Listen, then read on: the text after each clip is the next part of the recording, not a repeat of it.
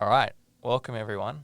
All 5 of our first listeners who will be listening to this podcast. G'day. Hello, my parents.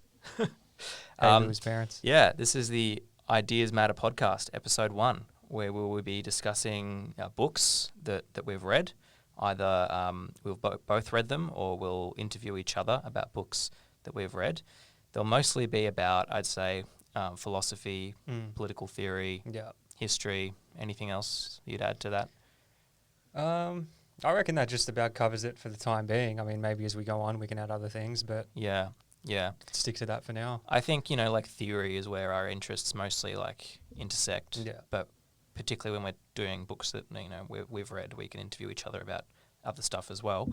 But my name's Louis.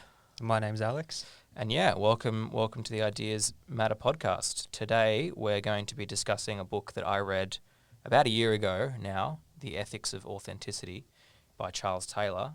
It's a pretty short book because it's actually comes from a speech that he gave. I think it was the Massey Lectures in Canada. He gave it, I think, in the 90s or the late 80s. And the original title of the speech was The Malaise of Modernity, which I think is much better than The Ethics of Authenticity. Yeah, But much better. Yeah, it's much more catchy. I like the alliteration.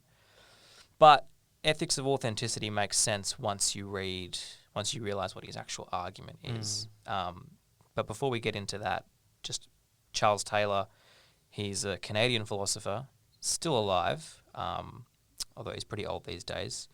Went to Oxford, teaching at McGill in Canada. Pretty famous, I don't know, had you heard of him before you'd read this book? I'd heard the name. I can't say I'd looked at him in my philosophy course, but there wasn't really any political philosophy in the course that I did. Yeah. But I feel like if you've kind of looked into philosophy enough, he would have come up at some point. And if you're not familiar with his ideas, then at least you know him by name.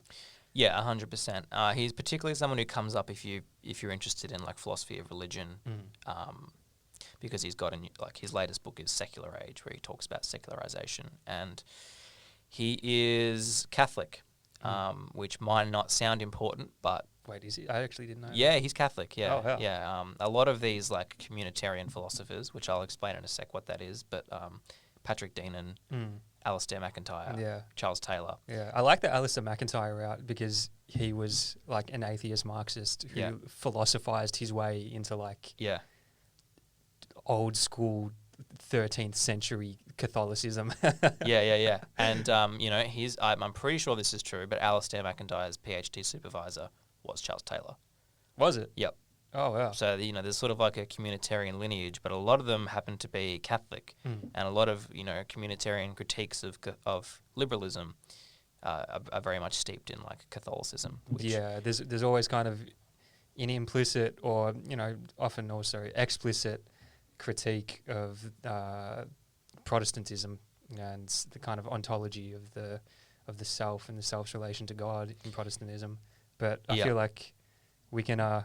We'll get a bit deeper into that as we go on into this. Yeah, absolutely. That was something that I wanted to mention because there's a lot of when he talks about individualism and liberalism, a lot of it really historically comes from the Protestant Reformation. So we'll definitely get into that. But just briefly, so you know what we're talking about when we say communitarianism, it's really just a political philosophy that actually arose as a critique of liberalism. So it's not really a full-blown political theory in its own right. It's more of a critique. Yeah. Because, liberalism emphasizes the individual, right? You think of people in a state of nature when you read Hobbes, Locke. Yeah. And they're sort of alone by themselves. They only enter into society to fulfill some sort of ulterior motive. Yeah. Whereas communitarians are no, that's one, ahistorical, but B, human nature is necessarily, or Taylor uses the word dialogical. You're always in dialogue with someone else. You actually need other people. You need a community to have human flourishing. So that's sort of the basis of their critique of liberalism. Obviously, we're going to flesh that out more. But when we say communitarian, you can just think of it as individuals or the community. What's more important in a social sense? Yeah. And communitarianism will lean, as the name implies, towards the community. Just as an addendum to that, it's not necessarily completely antithetical to liberalism. I mean, as we'll talk about Charles Taylor and this text, he definitely draws on it quite a bit. He sees a lot that's worthwhile and worth sustaining of the liberal project, but thinks that we need to kind of cut back the socially corrosive excesses of it, and have those kind of liberal individual self-fulfillment ideas within a community setting. That's a really good point, and that's why I said that it's a critique of liberalism rather than a standalone political theory, because they do concede that like some level of individualism is good, but this is the whole point of the book, is that if you take it too far, it becomes self-defeating. So it's kind of like a scaffold to individualism. It's like if you really want to realize its benefits, then you need to sort of buttress that with community. So I mean that's a pretty good intro into the sort of a summary overview of the book, really. I guess how I got into it is, because I've always been an atheist, but if atheism is sort of by default materialistic. And so I found after a while it's not very good, or materialism is not very good at giving you a moral worldview. Yeah. There's a huge irony in like the new atheist movement where they're very like strident about their beliefs. They sort of hate cultural relativism, but their moral worldview has to be materialistic because they have no time for any sort of metaphysics. Yeah, and it's like there's a big God-shaped hole in their worldview that they just kind of they will it away without really addressing it. Like what is they claim to have this kind of like objective like moral arbiter, but like without a God, like what is that objective moral arbiter? Like, exactly, and they don't do any of the philosophical work to sort of get a moral bedrock that you need if you're going to take away religion. Yeah. Like what is your moral axiom? Like you can't just say it's wrong to cause suffering.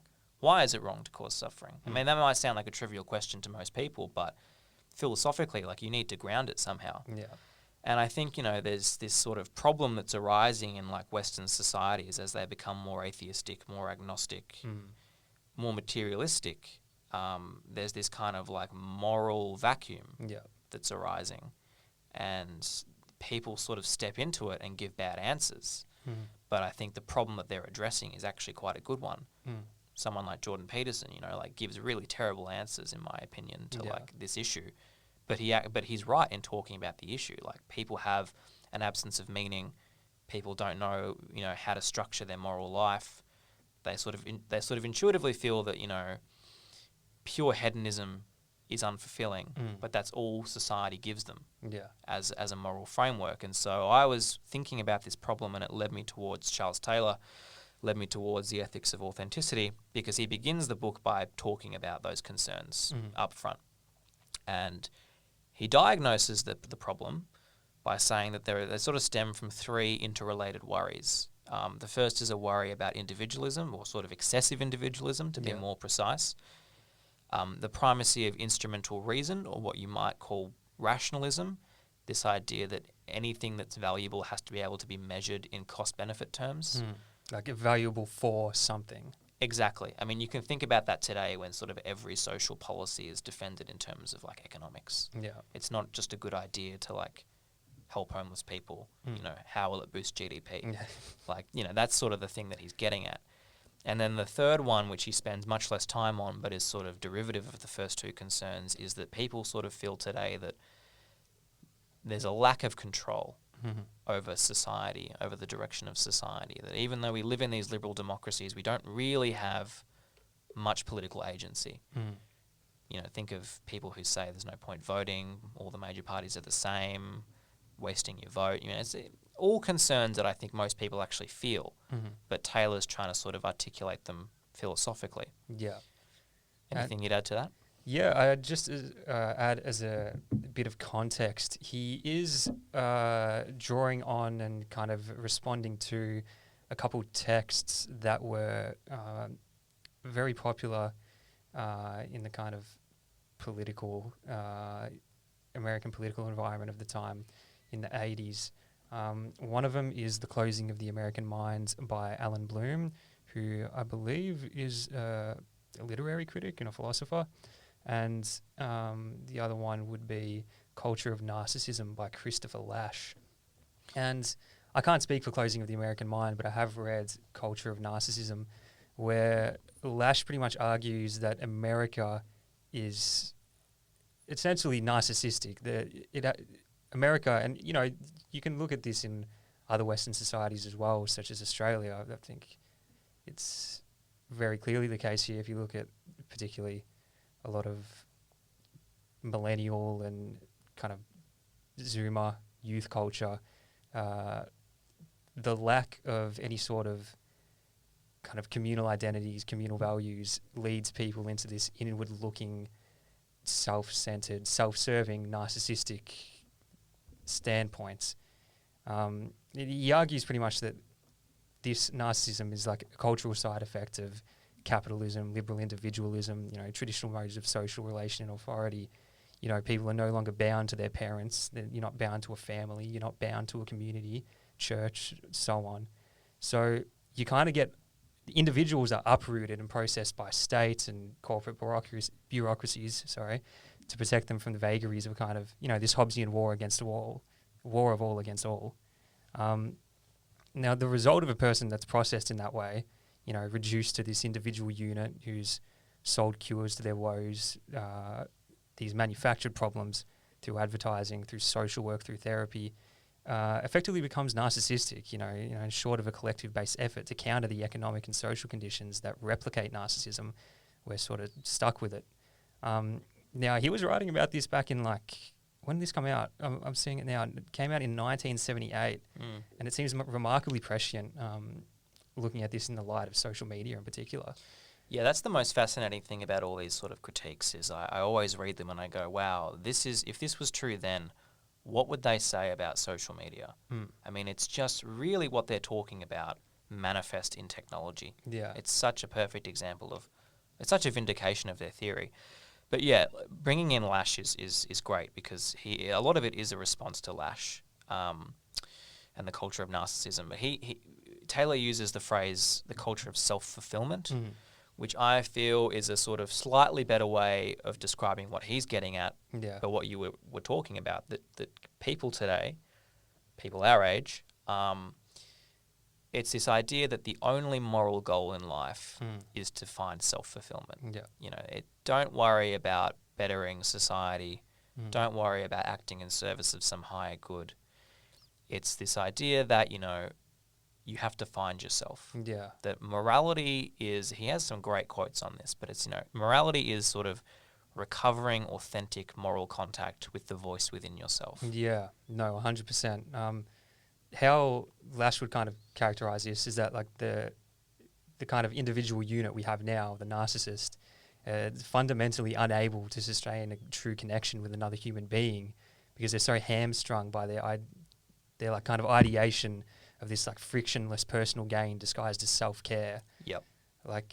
And the Taylor, it kind of reveals the datedness of this text because a lot of the examples he gives are of women pursuing careers over raising the family, or he mentions homosexuality a few times, which that was kind of sus. Makes him sound unnecessarily conservative. But I think you can share these critiques without being conservative because I think there's definitely you can look at these critiques from a very left-wing angle, Yeah, I mean, he mentions Marx quite a lot. But yeah, I mean, the career one is probably a better example. I mean, it doesn't have to be just about women. It's basically making money and succeeding in your career is how to live your life. That is a mark of success, these things that aren't valued by the market. Yeah. Having friends, having a family, doing something creative, doing something that you just get enjoyment out of but can't be measured economically,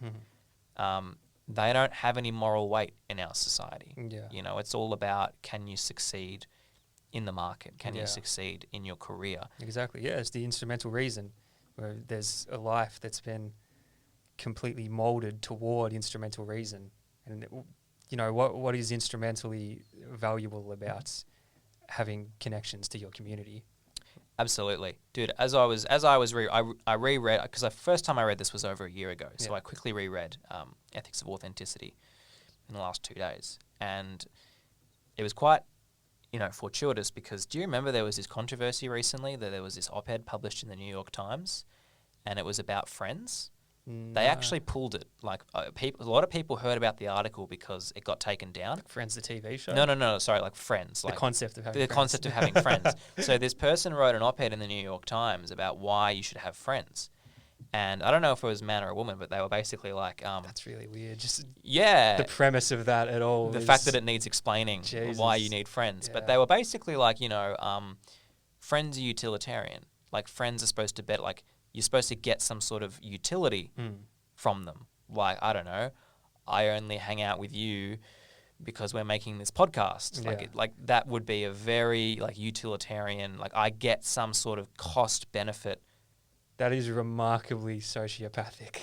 Exactly, right? Exactly. And they go a step further. How did that get published? Well, that's why it got taken down because there was such a backlash to it. But they were saying, it's this idea that comes up quite a lot in self-help that if you have friends who are struggling, if you have friends who aren't as successful as you are, and success is always a byword for making money, cut them out of your life. Just get rid of them. And it's a perfect example of what Taylor was talking about, that you have no moral duties to anyone but your own sense of self-fulfillment. Yeah, exactly. And this is how that bleeds into the second point, is that how you measure that self-fulfillment is purely through instrumental reason. Mm-hmm. How are you succeeding in life? Are you making money? Mm-hmm. It's, it is a cultural critique, really. Yeah. But it's a cultural critique mixed with a material critique as well, because he draws on the development of capitalism a lot in explaining much of this, how in pursuit of this instrumental reason, people become increasingly individualized due to, having to chase careers, having to chase jobs. And due to this basic material fact of people having to work all the time, there is no real space for people to value family, to value, not necessarily value, but to spend much time toward those things. And as a result, they atrophy and they kind of, they whittle away. Yep. Oh, that's a great point. And again, you're killing it with these segues because that's how you get into his third concern, right? Because I think he's kind of weak on how these things arise, but that's not his job. He's more doing an analysis of the problems of them. But here he talks briefly about, as you said, the development of capitalism. And then you have these ideas of individualism, and then they get institutionalized. Yeah. And then his point is that once they get institutionalized, and this is his drawing on Weber here, that once they're institutionalized, it's incredibly hard to, I think in his words, live a lifestyle against the grain. Yeah. He gives the point of the way cities are designed. You need to own a car. Even if you have massive philosophical objections to, I don't know, environmental degradation, you want to ride a bike, just the way that society is developed sort of forces you to live in a certain way.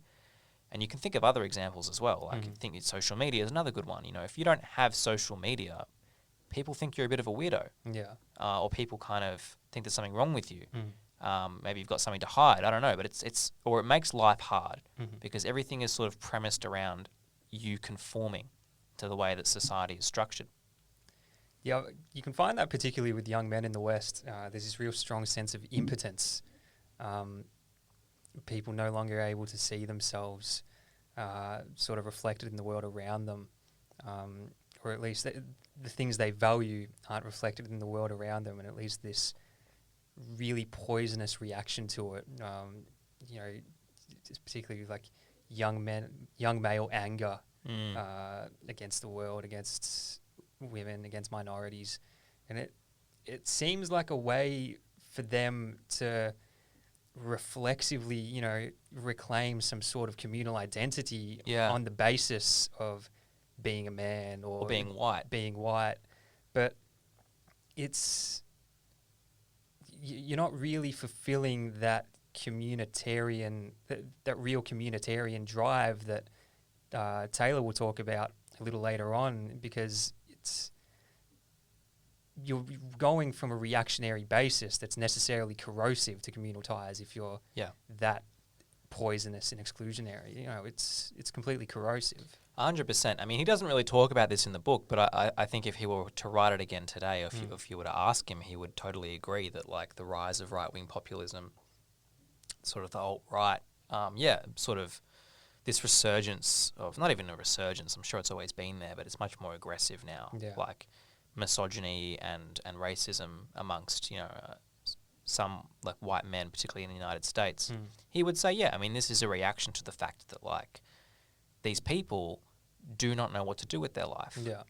They have no, what he would say, moral horizon. Yeah. They don't know how to structure their life. What do they orient their life towards? Yeah. What is the purpose of life? And this is really what drove me towards these kind of communitarian critiques. Because if you listen to explanations on the quote-unquote left, they're not really lefties, sort of progressives, will just say, well, these people are just pathetic, racist, sexists, and then they don't really explain why this stuff arises. Yeah, they don't have a how they got there, and they don't have a where do we go from here. Yeah, there's no. They just have a look at them as they are right now, like, oh, that's shit, and like, yeah, it is shit, but like that's not helpful. Anybody can have a look at someone being incredibly turning towards like racist and sexist politics and be like, yeah, that's shit. Of course, it's straightforwardly fucking awful, but what you do with that, how you proceed from there is the important thing, I feel. Yeah, where did it come from, Yeah. right? And if you're a communitarian, it's pretty easy to say where like everyone needs a sense of community. Everyone needs, not everyone is there's a lot of elitism going around, I feel, where it's this kind of like, make your own values. Yeah. You can, decide how you want to live your own life. I mean, making your own values, I mean, that's pretty hard. Yeah. Right? It's I think it's just like tertiary educated, like gatekeeping progressives who, skim read Nietzsche in their second year and they're like, everyone can, make up their own morality. Yeah. It's like, well, no, they can't. Yeah. I mean, a lot and the second thing, you haven't. Yeah, you haven't either. I mean, Taylor like calls that out directly. He was like, these people are selfish.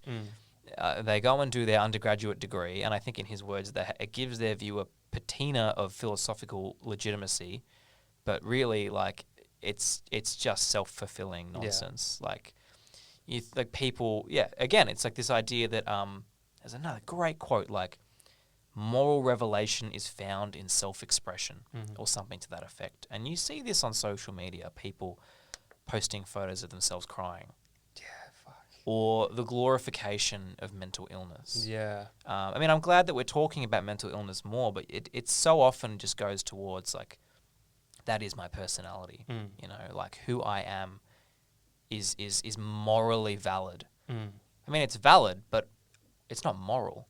Yeah, for sure. It's building your personality around these just absolute emotional reflexivity. Like That's a good way of putting it. It's building a worldview around emotional response, your private emotional response toward things, rather than any sort of greater sense of community or idealism or anything like that. 100%, yeah, because and this is another part of it, right? It's that if the self is the only morally valid unit, and expression is how you reveal that the sort of innate moral truth that's in everyone, like, who am I? Yeah.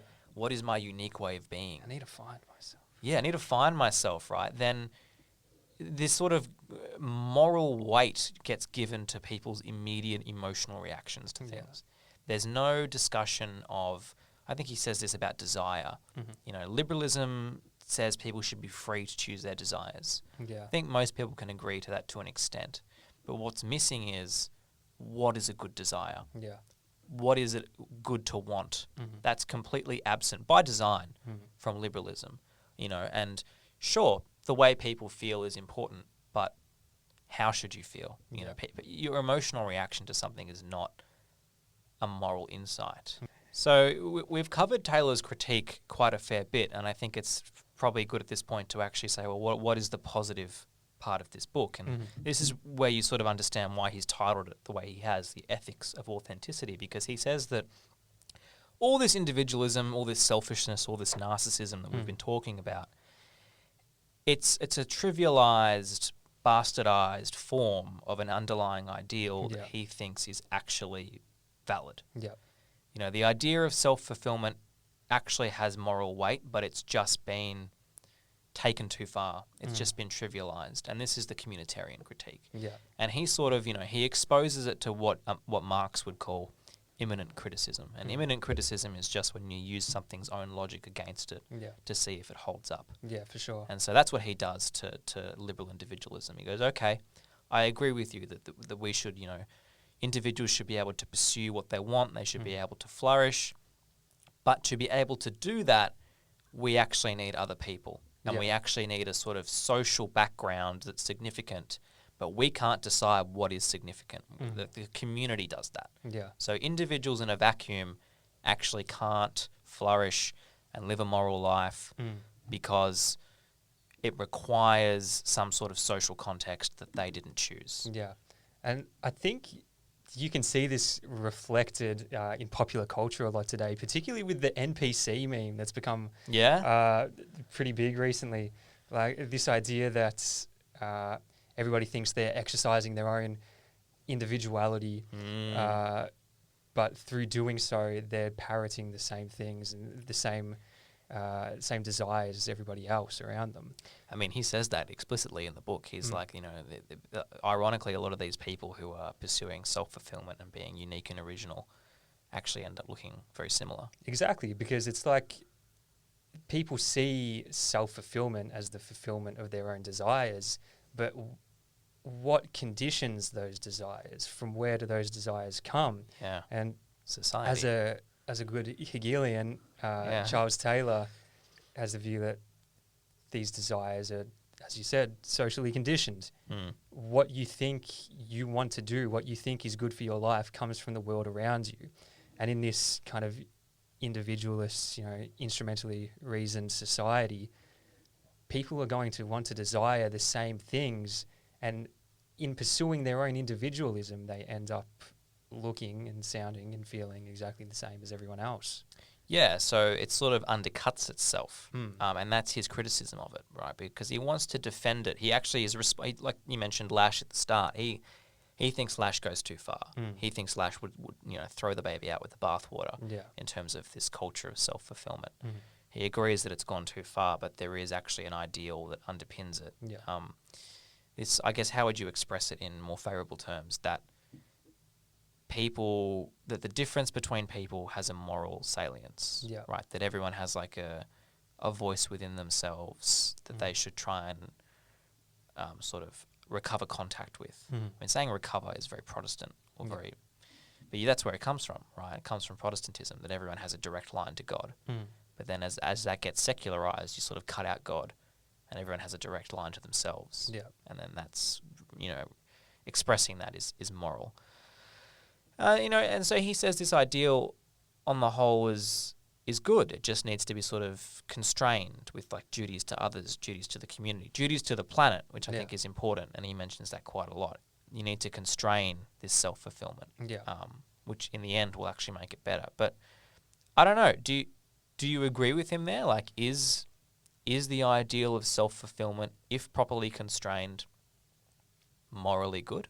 Yeah, I think there is something valuable there, because I forget if it's in Taylor or if it's in Lash or Alistair McIntyre, but one of these communitarian sort of thinkers made the point in one of their books that once you let individualism out the bag, you can't really get it back in. Yeah. Like, how do you kind of build an individual society back towards sort of like pure collectivity? So I think it's valuable in the sense that it gives a communally based, like a communally oriented sense of individual expression, this ability to kind of find yourself, but it's finding yourself within a community. And I think so long as you keep it within those bounds, it is valuable and something that we ought to kind of aspire for in society. Yeah, I mean, I broadly agree with that, and you don't want to obviously totally get rid of individualism because it has good political side effects, sort of individual rights. Like, I'm not going to go on the record saying I don't believe in in individual rights. Obviously, I do. I want to clip that and send it to the Herald Sun or something. Yeah, that's going to be the soundbite for this podcast. I don't believe in civil liberties. No, but I don't know. I would just express my distaste for self-fulfillment probably more stridently than you would, because I really don't like this culture of whatever I feel is valid, whatever I desire is valid, as long as it's not, it's the liberalism of neutrality. Yeah. Anything that you want to do, as long as it doesn't directly harm others, is morally okay. Yeah. And No, I agree with you on that. Yeah, I really have to push back on that, because number one, I think people overestimate how isolated they are. They think that they're just an island, right? And I have quite, I don't know what the word is, conservative views on this, but people aren't isolated from others, and actually everything you do affects other people, even if you're not just directly harming them. I remember watching Q&A once, and someone said, you don't owe other people your health. And I vehemently disagree with that. I think you do owe other people your health, because your health affects how you interact with other people. Yeah. I think this is something that McIntyre does a lot better than Charles Taylor, because he would completely agree with you on that. McIntyre is coming from this Aristotle, virtue ethics view of community, where he claims that people ought to have communally oriented lives again, but the way to act right, the way to exercise moral behaviour in a communal society is through cultivation of virtues, building characteristics within yourself in how you interact with other people. And through building those good traits, building those good characteristics, moral behaviour will flow back into the community. So doing good is not just doing good to others, it's doing good to yourself. Yes. It's all kind of all links in the same chain. That's a perfect expression of what I was trying to get at, right? It's not just about am I a good friend to or a good boyfriend to other people when I'm interacting with them directly. Yeah. But my ability to fulfill those relationships actually derives from how I treat myself. Do I respect myself? Do I eat well? Do I exercise? Do I, address mental health considerations? Yeah. If I just threw my hands up and said, no, whatever my immediate desires, I'm just going to immediately fulfill them, well, that does impact other people, right? If I just started eating McDonald's every day and I had a sugar crash every time I came home and I was irritable and horrible to be around, people today would say, oh, yeah, well, I mean, that's bad. No, I agree with what you said there. There's, that strong sense that you can kind of do whatever the fuck you want as long as you're not hurting anyone. But no, there definitely are moral ideals you ought to uphold just in your behaviour towards yourself and behaviour to others. And, people have this, as I said, people have this strong sense that you can't really morally blame anyone for doing things like that. And the point of a moral ideal isn't that you have to be fulfilling it all the time or you're an absolutely bad person. Where people are flawed, of course we can't be reaching that all the time, but it is something we ought to always be striving towards. And drawing on that as well, I think another thing that McIntyre does a bit more thoroughly than Taylor, you can't criticise Taylor too hard on this. It's only like a 100-page book compared to McIntyre. I think it's like 350 pages or something, where McIntyre goes into how we conceive the self. He rejects this idea of the liberal individualist self. You are some completely atomized thing that exists. There is a core. There is someone who you are that exists completely independently of any ties to others. Where McIntyre would say, no, it's a lot more porous than that. You are your selfhood is constituted by your ties to others. And that's where his idea of virtues come in, where doing good, cultivating these virtues and doing good to yourself and others are one and the same thing. If you act well towards your community, towards the connections you have in your life, you are acting morally towards yourself. And if you're acting morally towards yourself, you're cultivating good character, you're taking care of yourself and so on, you are acting in a morally upright way toward your external ties, your community, your friends, your family, what have you. Yeah, absolutely. I think the point about striving and never achieving is a good point, or never always achieving. Yeah. Right. And this goes back to Plato. Yeah. Right. That a human being is always becoming, never being. Yeah. Right. You're always in a state of trying to reach what Taylor would say the moral horizon. By definition, you don't reach a horizon. It's always in the horizon. Yeah. But that's the point, is that you are constantly struggling. Yeah. I mean, I think he says quite explicitly in the book, he quotes someone who says, the struggle is forever. And again, like liberalism, John Mearsheimer, who's an international relations theorist, puts this very, very well. He says that liberalism basically says you can't have final answers on deep moral philosophical questions. So liberalism's response to that is to just sort of take them off the agenda and to put the onus on the individual. You can come up with whatever answer to that you want, but don't push it on other people. That's liberalism's solution, and that's why it's sort of soft relativism. So it sort of tries to depoliticize it almost. But Taylor would say no, these things are inherently political. They're inherently debatable. You want to debate them in a communal setting. I mean, that is politics. Yeah, exactly. But when you take that away, as is what has happened in modern liberal democracies, all you're left with is sort of dry, technocratic concerns. And he addresses that quite explicitly in the book, and it's something that Alexis de Tocqueville foreshadowed. He called it a form of soft despotism, and it really just sounded to me like a foreshadowing of technocracy, where politics is completely sterile. I mean, you see this today in Australia. What is our political debate? It's got nothing to do with what sort of country do we want to be, how should we treat people, how should we treat asylum seekers. It's all about who is the better manager of the economy. I mean, that is really a technocratic question. I mean, I'm sure it has an answer, but it's not really political in the original sense of the word. Yeah, it's a politics of bureaucracy, essentially. Yeah. As you said, we've just kind of lost any sense of striving toward a moral horizon communally.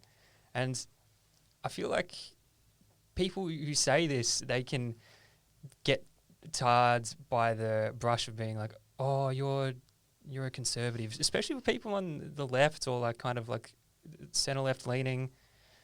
There's this reflexive defense of this anything goes individualism.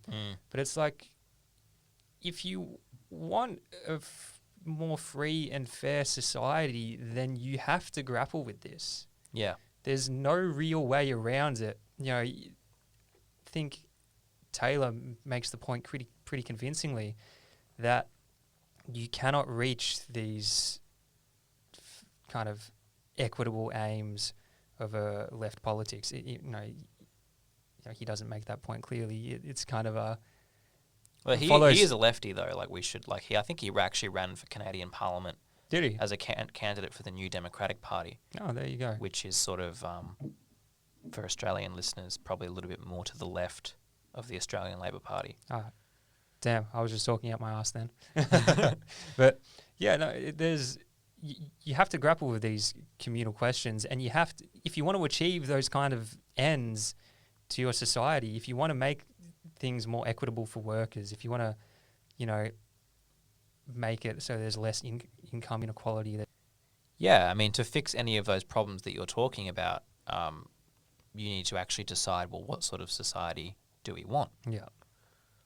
Yeah, no, for sure. And it really depends on having kind of a communal ethical society, a sense of ethics that is communally, that is socially grounded.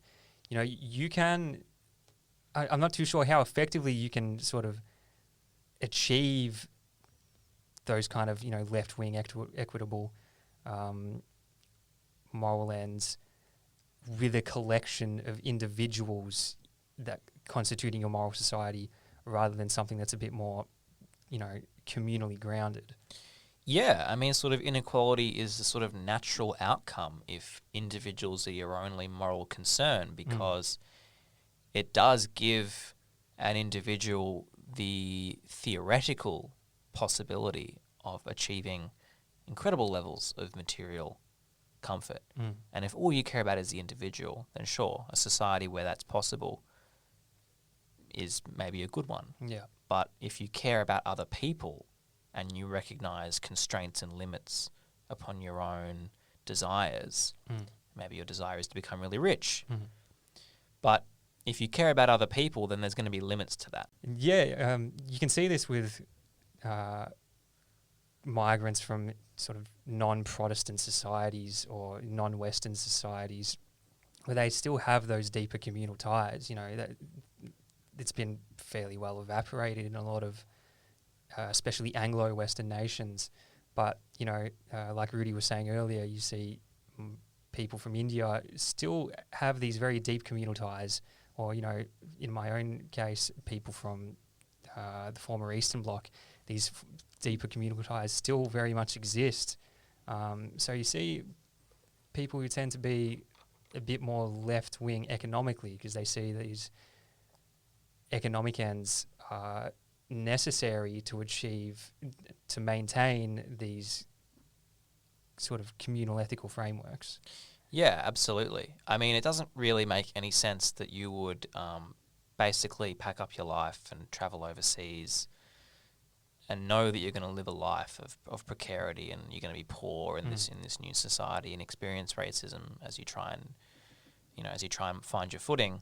It seems weird that you would do all of that only to say, well, if my son or daughter doesn't succeed on the labour market, then they don't deserve healthcare. Yeah. I mean, that just sort of seems antithetical sure. to the entire immigrant experience. Like, bonds of solidarity are more important in that context. But you mentioned Protestantism, and I said at the start, like, it's important that Taylor is a Catholic, because historically, this is not the case anymore, but historically, the early labour movements and the early, like, left-wing social democratic parties in the West were predominantly Catholic. I mean, that was certainly the case in America. The Democratic Party was Catholic. The Australian Labor Party was Catholic.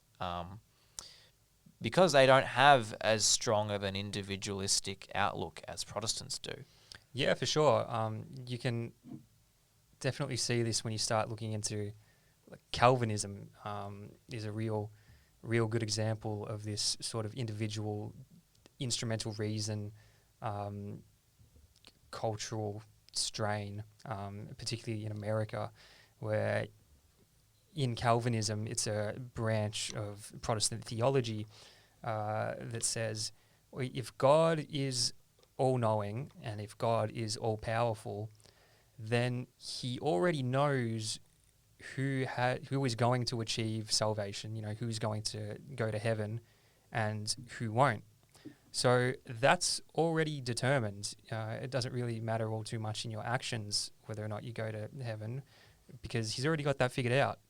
But one way you could show it, I'm not too sure really of the theological argument of how he justifies this next part. One way you can show God's favour is if you manage to get rich. Because if you get rich, then that means God is smiling down upon you. Yeah. And you have a better chance of knowing that you're going to go to heaven. Yep. Yeah, I mean, the sort of interconnection between Protestantism, liberalism, and capitalism is all sort of becoming a lot clearer now. Yeah. I mean, I'm not a full-blown idealist in the sense that I think that ideas cause outcomes in the world. Yeah. But you can't ignore them. Yeah. They're certainly very, very important. No, for sure. And I think where the kind of the sort of more communal left-wing strain of Catholicism comes in is that it is definitely more communally oriented. Like you were saying earlier, Protestantism has this idea that you have a direct relationship with God. But in that's a break from the Catholic view that your relationship with God is mediated through the body of the church, through this communal communal organization of, one, the church hierarchy, which is part of why the split happens. You know, there's deeper political and historical reasons for that. But in a more sort of philosophical sense, kind of contact with God is achieved communally. Yep. Even with hermits, you have these Catholic ascetic monks that you might have seen in like the Middle Ages or something. They are still doing this with a sort of philosophical connection to the church body, to this community of the church. That goes part of the way in explaining why there's kind of Catholic left-wing movements crossed over quite a bit. And as well, there is a definite material economic part to it where Catholic migrants from Europe came a bit later with a bit less money because they're from poorer areas. So they did kind of constitute an underclass. But yeah, I'd be interested to look at how Protestants left-wing movements or Protestant labour movements operated around the world. Like, I'm sure they were a thing. Yeah. But I'm wondering what the relationship was between the kind of like philosophical ideas of Protestantism versus kind of material conditions. I don't know. Yeah, it's a good point. I mean, we're almost coming up for time, but all this this might sound unnecessarily theological, but not really, because Descartes was really the first philosopher to sort of secularize these Protestant ideas of the self and the radical individual by sort of engaging in radical doubt and what he thought was completely abstract, isolated reasoning can derive that, he exists, or, I think, therefore I am, I exist. Humans are just these disengaged minds that exist by themselves in a vacuum, distinct from everything around them. I mean, Descartes said that, and he thought he was being super original. But obviously, it's sort of drawing on Protestant ideas. And then you get into Hegel, who would say to Descartes, well, you think you're doing this all by yourself, but the education that you got to be able to do that was communal. Yeah. You're actually implicitly drawing upon Protestant ideas.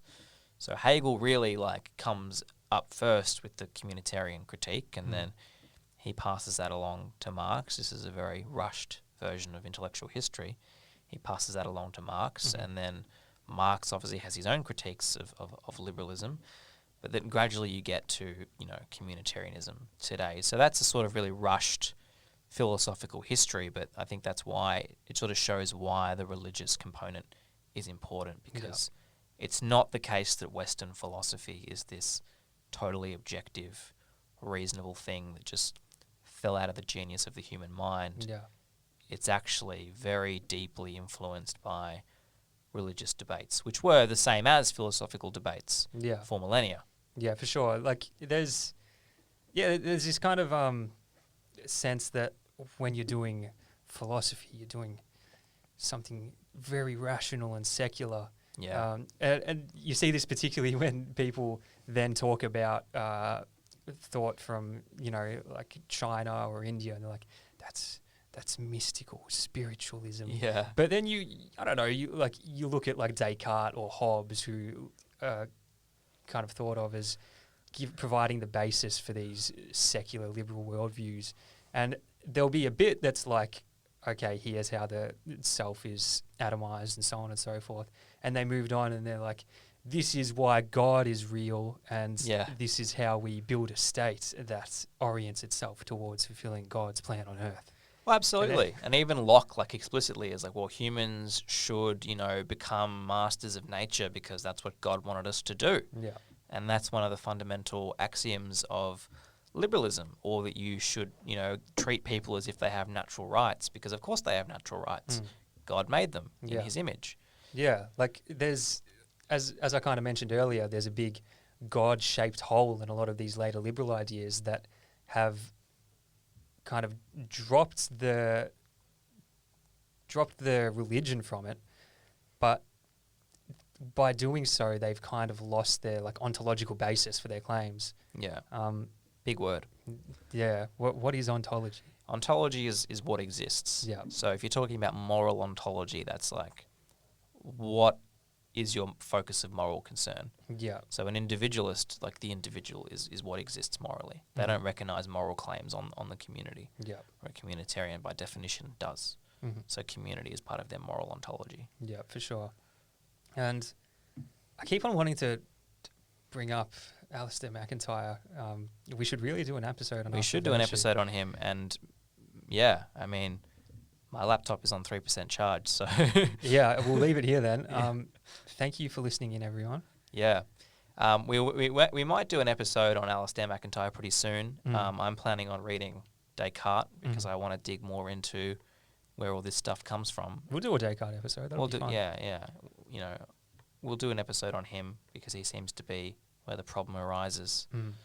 But yeah, thanks for listening. Any feedback, there will be an email in the podcast description box, so feel free to send through any feedback. Thank you very much, everyone. Thanks.